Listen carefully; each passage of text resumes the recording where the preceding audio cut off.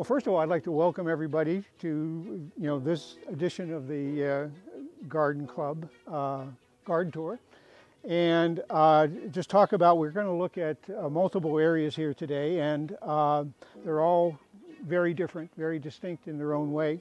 What we're looking at here initially is the shade garden that you would see as you first come into the house, into the property. It's centered around this magnificent old Japanese maple, blood-good Japanese maple, which is probably part of the original plantings when the house was built back in the early 50s. Most of what you're going to see here today was installed as part of a major renovation to the house over about the last decade or so, and most of the gardens were professionally installed by professional landscapers. And so this is obviously, as you see it, is not something that most weekend gardeners are going to want to pick up. But I'd like to, at this point, just focus on what we're seeing right here in the shade garden in terms of plantings. The most obvious thing is probably the hostas. And we have a magnificent array of hostas. They're all, I don't know if they're all different. I've never taken a census, but there's a wide variety of colors and textures and sizes. Along with the hostas, you have a wide variety of ferns, which are also, I think, very interesting. One thing I'd like to draw attention to down here is the wild ginger. It's the European wild ginger, which I think is very pretty. And along with that, we have what I call the fairy wing plant, but it's also known as barrenwort and bishop's cap. And I think these are great plants. All of these plants are exposed to deer, and that won't be true when we go into the backyard. But one of the things I'd like to comment on is that one way we can keep deer away from all these hostas in particular, because as most people know, they love to eat hostas. I use a deer repellent, and I have found it very effective in keeping them at bay, unless I forget to do it. But up to this point this year, at least, I've been very successful. One thing that's nice about the ginger and the fairy wing plant, is that the deer, as hungry as they get, they don't bother it. It's not something that they'll walk right by it. They won't eat it, or the ferns for that matter. We have the Japanese maple, as I've discussed. It's an absolutely magnificent tree. We have part of what also creates the shade garden is we have some oak leaf hydrangeas along the walkway going in. We also have a line of magnificent red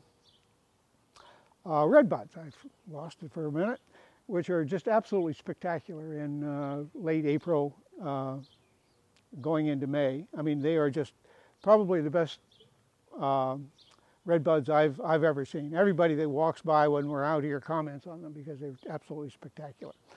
Along with the plantings, you have a mixture of stones that were placed to add interest to the garden, and there's a variety of stones throughout here that just makes it, I think, a very attractive area. Okay, and just to conclude, wrap up this area, I wanted to point out we have some spireas at the very edge. That's just on the border of the shade. And then we have something called Karingashima palmata, which is a plant that is, again, deer-proof. And it pairs very well with the hosta, and gets beautiful yellow flowers in the late summer. Well, I want to welcome you to the other side of our front yard. It gives you it's the sunny portion of the yard. It looks very different, obviously. What we have here, the most obvious feature down here would be the ornamental grasses. The taller ones are Carl Forester, which actually continue to go up and develop brown seed tops, which doesn't sound very attractive, but it is. The little mop-toppy ones, I don't know what those are, but they're very cute. We have blue fescue, I don't know if you can see them, but they're in here behind me, which is another ornamental grass. Beyond those, just off the front of the porch, we have a bed of lavender, which is very fragrant, as you would imagine. There's about 35, well, maybe 30 plants in there that are slowly growing together. The Coosa dogwood is very obvious. It's nice to have it in bloom, unlike many other things here. We have the Three River birch up here, which are very attractive trees, which just add a lot of interest. I don't know if you can see these. We have an Andromeda, some winterberry, and a few other things in here. That it's just a nice, open, sunny area that is I think of great interest. We wanted to take one last look at the front garden or the front yard, looking in a slightly different direction than we were before. This is looking back towards the rear of the house. I wanted to point out this weeping pine tree, which is a very interesting plant to my mind, at least. It's just, I've never seen anything quite like it before, and I find it interesting. I would also like to draw attention to this Japanese maple over here, which is an extraordinary tree. It's a nice looking tree right now, but if you see this tree in the fall, you'll be awestruck. It's just an amazing tree. It turns this yellowy, golden, orangey color that is just extraordinary. We have a lot of other things mixed in here, smoke trees. This is a hawthorn, but it's just a nice collection of plants, and we wanted to make sure you got a picture of it. We have now moved to the backyard, and it's completely different than what we saw out front. What we have here is sort of the classic traditional perennial garden. And we have, many of the usual suspects back here. We have Stella de Oro and cornflower and irises, lots and lots of irises. And we have a very interesting iris here is something called the crested iris, which blooms early. It gets little white flowers on it. It's just to me at least, it's an unusual plant. One of the plants I'd like to draw attention to are these taller plants right here, which is a bergamot, and it's in the Monarda family. It's a bee balm, and it's, I think, again, in my experience, is very unusual, and it gets purple flowers beginning in about a couple weeks, and the bees love it, obviously, but it's just, a little different than what I have seen in other gardens. Let's see, we have mugo pines here that are badly in need of a haircut. They need to be trimmed back desperately. I don't know if the camera can pick it up. Over here we have some foxglove, which are in bloom right now, thank goodness. And we have a different type of ornamental grass that's right beside that.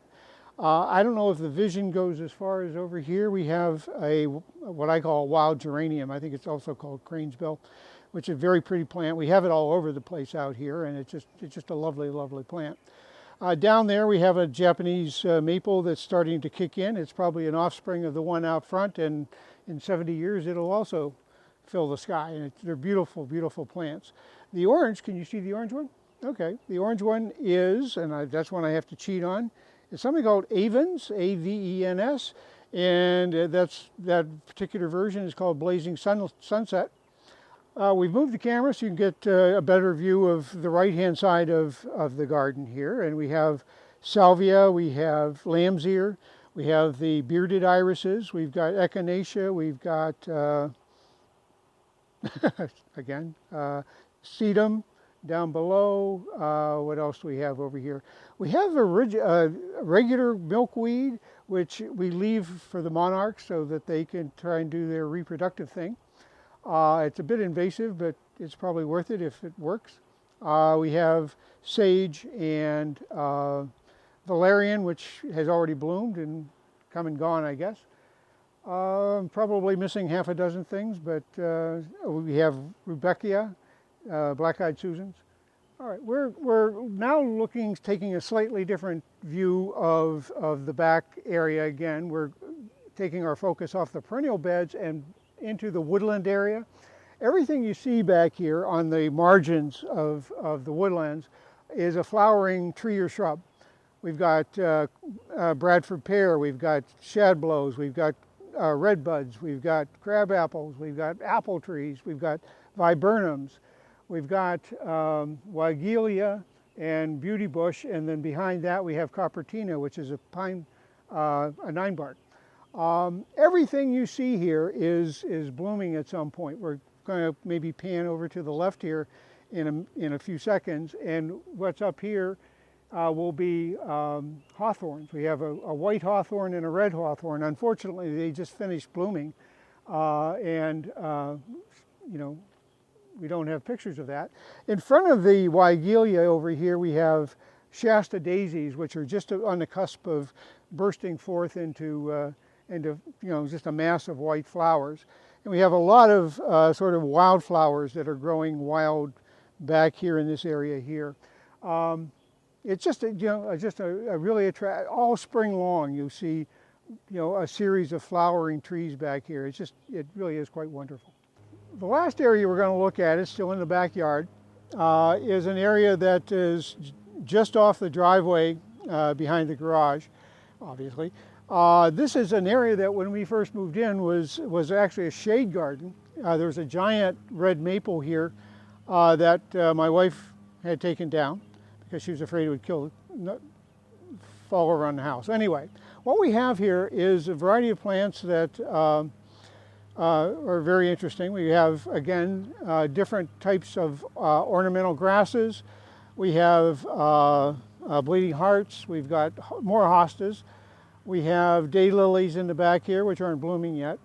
We have hydrangeas that are just on the cusp of getting big, puffy hydrangea flowers on. We have more irises, the bearded irises back here. What am I missing? We have some peonies back here, which you may not be able to see, but well, thank you for visiting the garden. I wish I could have shown it to you in person, and I appreciate your interest, and I hope you enjoyed it.